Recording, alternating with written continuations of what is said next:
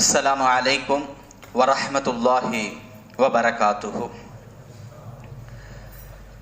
மஹ்ஷர் பெருவெளியில் அல்லாஹ்வுடைய நீதிமன்றத்திற்கு முன்னால் சில நபர்களுக்கு விருந்து உபசாரம் நடைபெறும். அல்லாஹு தாலாவுக்கு ஆக பிரியமானவர்கள் அவர்கள். அதனால் சொர்க்கத்திலிருந்து அல்லாஹு தாலா விருந்து உபசாரம் செய்து கொடுப்பான். யார் அவர்கள்?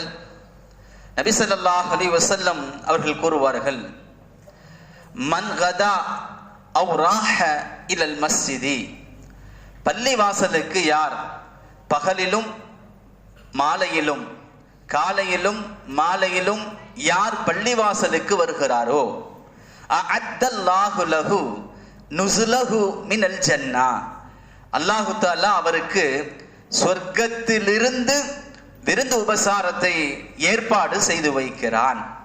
அவர் எத்தனை முறை வந்திருப்பாரோ அத்தனை முறைக்கும் அல்லாஹு தஆலா விருந்து கொடுப்பான். ஆம், யார் பள்ளிவாசலோடு நெருங்கிய தொடர்பை வைத்திருந்தாரோ அவருக்கு மஹ்ஷர் பெருவெளியில் சுவனத்து விருந்து காத்திருக்கிறது.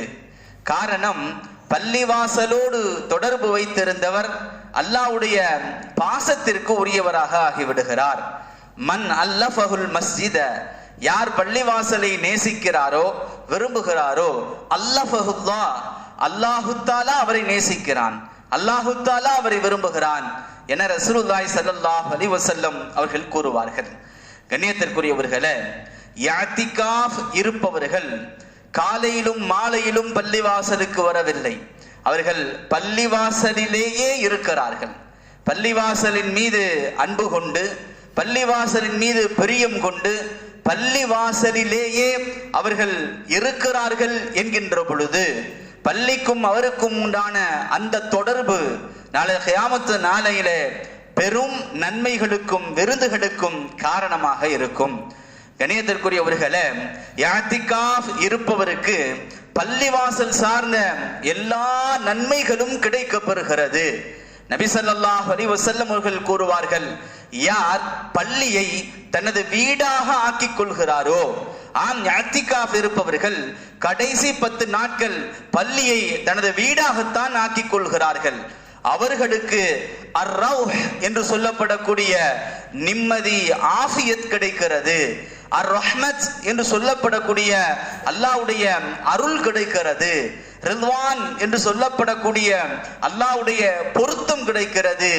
ஜன்னத் என்று சொல்லப்படக்கூடிய அல்லாஹ்வுடைய சொர்க்கம் கிடைக்கிறது. ஷைத்தானிடமிருந்து பாதுகாவல் கிடைக்கிறது. மலக்குமார்களுடைய துஆ கிடைக்கிறது. மலக்குமார்களுடைய உதவி கிடைக்கிறது. இவைகளெல்லாம் பள்ளியை தனது வீடாக ஆக்கிக் கொண்டவர்களுக்கு கிடைக்கப்பெறுகின்ற மாபெரும் சன்மானங்களாக நபி ஸல்லல்லாஹு அலைஹி வஸல்லம் அவர்கள் கூறியவைகள். இஅ்திகாஃப் இருப்பவருக்கு இவைகளெல்லாம் சாதாரணமாகவே கிடைத்து விடுகிறது. அது மட்டுமல்ல, பள்ளி சார்ந்த எல்லா நன்மைகளும், இஅ்திகாஃப் இருப்பவர்கள் பள்ளியிலே இருக்கிறார்கள். பாங்கு சொல்லுகின்ற பொழுது அவர்கள் பள்ளியிலே இருக்கிறார்கள். மற்ற சமயங்களிலே மற்ற நபர்கள் எல்லாம் பாங்கு சொல்லுகின்ற பொழுது அந்த பாங்கை முழுமையாக கேட்பதற்கோ பள்ளியிலே இருப்பதற்கோ உண்டான வாய்ப்புகள் மிக குறைவு. ஆனால் இஅ்திகாஃப் இருப்பவர்கள் பள்ளியிலே அந்த 10 நாட்களும் பாங்கை செவியுறுகிறார்கள். யார் பாங்கு சப்தத்தை செவியுறுகின்ற பொழுது துஆ செய்கிறார்களோ அந்த துஆ மறுக்கப்படுவதில்லை என ரசூலுல்லாஹி ஸல்லல்லாஹு அலைஹி வஸல்லம் அவர்கள் கூறுவார்கள். பாங்கு சொல்லுகின்ற பொழுது முஅத்தின் என்ன வார்த்தைகளை சொல்லுகிறாரோ அதே வார்த்தைகளை நீங்களும் சொல்லுங்கள். அப்படி சொல்பவருக்கு அல்லாஹு தஆலா சொர்க்கத்தை கடமையாக்கி விடுகிறான் என ரசூலுல்லாஹி ஸல்லல்லாஹு அலைஹி வஸல்லம் அவர்கள் கூறுவார்கள். பாங்கு சொல்லி முடித்ததும் நீங்கள் அல்லாஹ்விடத்திலே துஆ கேளுங்கள், அந்த துஆ ஒப்புக்கொள்ளப்படுகிறது என்பார்கள் ரசூலுல்லாஹி ஸல்லல்லாஹு அலைஹி வஸல்லம் அவர்கள். பாங்குக்கும் இகாமத்திற்கும் இடையே கேட்கப்படுகின்ற துஆ ஏற்றுக்கொள்ளப்படுகிறது என்பார்கள் ரசூலுல்லாஹி ஸல்லல்லாஹு அலைஹி வஸல்லம் அவர்கள். கண்ணியத்திற்குரியவர்களே, பாங்கு ஆரம்பிக்கின்ற பொழுது துஆ கேட்கக்கூடிய வாய்ப்பு கிடைக்கிறது. பாங்குக்குரிய வார்த்தைகளை அப்படியே சொல்வதற்குண்டான வாய்ப்பு கிடைக்கிறது. பாங்கு சொல்லி முடித்ததும் துஆ செய்கின்ற வாய்ப்பு கிடைக்கிறது. பாங்குக்கும் இக்காமத்திற்கும் உண்டான நேரம் அவர்களுக்கு மிக அதிகமாகவே கிடைக்கிறது. தொழுகையை எதிர்பார்த்து அமர்ந்திருப்பது தனி நன்மை கிடைக்கப்படுகிறது, அது அவர்களுக்கு கிடைக்கிறது. ஜமாத்தோடு தொழுகின்ற 27 மடங்கு நன்மை அவர்களுக்கு கிடைத்து விடுகிறது. தொழுகைக்கு பிறகு யாரிடமும் பேசாமல் அமர்ந்திருக்கின்ற காலமெல்லாம் தொழுகையுடைய நன்மை கிடைக்கும் என்று நபிகளார் சொல்வார்களே, அவைகளும் கிடைத்து விடுகிறது. குர்ஆன் ஓதினால் அதற்குண்டான தனி நன்மை, திக்ர் செய்தால் அதற்குண்டான தனி நன்மை, அல்லாஹ்விடம் துஆ செய்தால் அதற்குண்டான தனி நன்மை, எத்துணை நன்மைகளை அவர்கள் பெற்றுக் கொள்கிறார்கள். கண்ணியத்திற்குரியவர்களே, இவைகளெல்லாம் அவர்கள் செய்து பெற்றுக் கொள்கின்ற நன்மை. அவர்கள் செய்யாமலே சில நன்மைகளும் கிடைத்து விடுகிறது. நபி ஸல்லல்லாஹு அலைஹி வஸல்லம் அவர்கள் சொல்லுவார்கள், இஅ்திகாஃப் இருப்பவர் செய்யாத நன்மைகளுக்கும் நன்மை எழுதப்படுவார். ஆம், இஅ்திகாஃப் இருப்பவரால் வீட்டிலிருந்து பள்ளிக்கு நடந்து வர முடியாது. அவர் பள்ளியிலே இருக்கிறார். ஒருவர் வீட்டிலிருந்து பள்ளிக்காக எடுத்து வைக்கின்ற ஒவ்வொரு 8க்கும் 10 நன்மைகள் எழுதப்படுகிறது என்பார்களே, அந்த நன்மைகளும் இவர் 8கள் எடுத்து வைக்காமலே எழுதப்பட்டு விடுகிறது. ஜனாசா தொழுகைக்கான 2 உஹது நன்மைகள், மலையளவு நன்மைகள் அவர் கலந்து கொள்ளாமலே எழுதப்பட்டு விடுகிறது.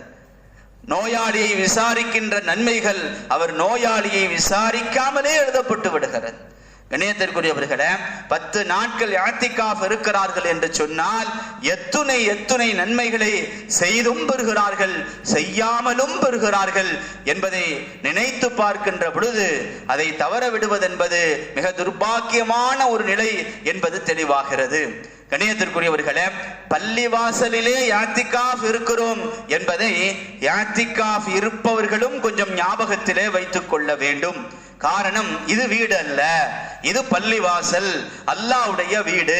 பள்ளிவாசலுக்கென்று சில கண்ணியம் இருக்கிறது, பள்ளிவாசலுக்கென்று சில மரியாதை இருக்கின்றது. வீட்டிலே இருந்து கொள்வதை போன்று பள்ளிவாசலிலே இருக்கக்கூடாது. பள்ளிவாசலிலே வீண் பேச்சுகள் பேசக்கூடாது. பள்ளிவாசலிலே சண்டை சச்சரவுகள் இருக்கக்கூடாது. பள்ளிவாசலிலே செல்போன்களை பார்த்து கொண்டிருக்க கூடாது. அதிலே நிறைய தவறான விஷயங்கள் கண் முன்னால் வந்து கொண்டே இருக்கும். அது பள்ளிவாசலிலே இருந்து பார்க்கின்ற பொழுது அதற்குண்டான தீமைகளும் அதிகமாக கிடைக்கும்.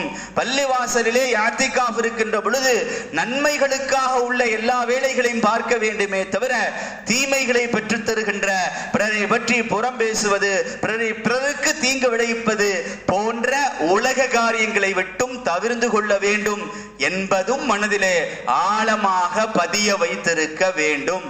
காரணம், குளிப்பதற்காக வந்து சேற்றை பூசிக்கொண்டு செல்லுகின்ற ஒரு அவல நிலை வந்துவிடக் கூடாது என்பதிலே இஅ்திகாஃப் இருப்பவர்களும் கவனமாக இருந்து கொள்ள வேண்டும். ஆக கண்ணியத்திற்குரியவர்களே, அற்புதமான ஒரு வாய்ப்பு. நாம் வருடம் சொல்லுவதுதான், அடுத்த ஆண்டு நமக்கு இப்படியான ஒரு வாய்ப்பு கிடைக்குமா, நாம் உயிரோடு இருப்போமா, அல்லாஹ் ஆயுளை நீட்டி கொடுப்பானா, அது அல்லாஹ் அறிந்த விஷயம். எனவே இஅ்திகாஃப் இருப்பதற்காக நியத் செய்து விட்டால் இந்த ஆண்டே இருந்து விடுங்கள். இன்ஷா அல்லாஹ் நாளை ஒரு நாள் முழுவதும் இருக்கிறது. எல்லா வெளிகாரியங்களையும் முடித்துவிட்டு பள்ளிக்கு வந்து விடுங்கள். ஆம், நாளை வெள்ளிக்கிழமை நோன்பு திறப்பதற்கு உள்பள்ளிக்குள் வந்துவிட வேண்டும். அல்லாஹு தஆலா அனைவர்களுக்கும் இஅ்திகாஃபுடைய பாக்கியத்தை தந்தருள்வானாக. இன்றைய அஸ்மாஉல் ஹுஸ்னாவுக்கு சென்று விடுவோம். யா ஜலீல், யா ஜலீல் மகத்துவம் மிக்கவனே, யா ஜலீல் மகத்துவம் மிக்கவனே, யா கரீம் சங்கை நிறைந்தவனே, சங்கை மிகுந்தவனே, யா கரீம், யா ஜலீல், யா கரீம் என்பது இன்றைய அல்லாஹ்வுடைய அழகிய 2 திருநாமங்கள் ஆகும். இன்றைய திக்ருக்கு சென்று விடுவோம். இன்று வெள்ளிக்கிழமையுடைய இரவு, தாங்கள் எல்லாம் அறிந்த ஒன்றுதான். கண்ணியத்திற்குரியவர்களே, நபி ஸல்லல்லாஹு அலைஹி வஸல்லம் அவர்கள் கூறுவார்கள், அபூ ஹுரைரா ரலியல்லாஹு தஆலா அன்ஹு அவர்கள் அறிவிப்பு செய்கிறார்கள், தபரானிலே பதிவு செய்யப்பட்டிருக்கிறது, யார் வெள்ளிக்கிழமை அசருக்கு பிறகு இருந்த இடத்தை விட்டு நகராமல் அல்லாஹும்ம ஸல்லி அலா முஹம்மதின் நபியில் உம்மி வ அலா ஆலிஹி வஸல்லிம் தஸ்லீமா என்கின்ற ஸலவாத்தை 80 தடவைகள் ஓதுவாரோ 80 ஆண்டுகள் செய்த பாவத்தை அல்லாஹு தஆலா மன்னித்து விடுகிறான். எனவே அற்புதமான நம்முடைய பாவங்கள், நம் வாழ்நாள் முழுவதும் செய்த பாவங்கள் மன்னிக்கப்படுவதற்குண்டான ஒரு வாய்ப்பு நாளை முழுவதும் சொல்லிக் கொண்டிருங்கள். அல்லாஹும்ம ஸல்லி அலா முஹம்மதின் நபியில் உம்மி வ அலா ஆலிஹி வஸல்லிம் தஸ்லீமா. வாஹிர் தவானா அனில் ஹம்துலில்லாஹி ரப்பில் ஆலமீன்.